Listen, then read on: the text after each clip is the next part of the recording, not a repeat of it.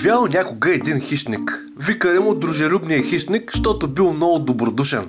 Другите хищници постоянно го ебавали. Този маняк бил голям фен на Роналдо, следял му кариерата с интерес. В космоса хващал няколко кабеларки от земята и гледал всички мачове Чемпионска лига, световни, европейски, каквото се сетите още.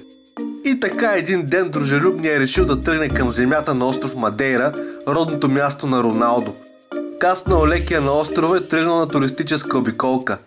За да не изплаши хората, се пуснал на невидим режим, защото нали е добродушен да не изкара къла на някой. Както си вървял предатора, стигнал до музея на Роналдо. А отпред какво да види? Роналдо! Не издържал дружелюбния и веднага изтичал за автограф. Хората го видели и си плюли на петите. Роналдо обаче нали бил маняк, запазил хладнокръвие и дал автограф на грозния си фен. Решил да го покани на разходка в музея да му се похвали с каквото може. Обаче дружелюбният бил забравил едно от великденските си яйца в кораба, което било снесено от майка пришалец.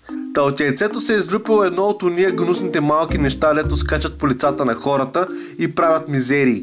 Свършила си работата тая малка гад и се появил чисто нов пришелец, който тръгнал да прави мизерии с острова. Както си пиели кафе Роналдо и дружелюбния, се появил ксеноморфа, а.к.а. черния изрод, и тръгнал да скача на бой на Роналдо.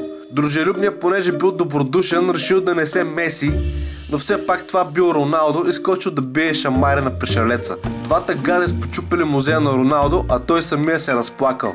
Та извода е, драги зрители, не си оставите запъртъците от Велик ден, че не се знае какво може да изкочи оттам. Благодаря ви, че гледахте това видео. За още клипчета се абонирайте за канала.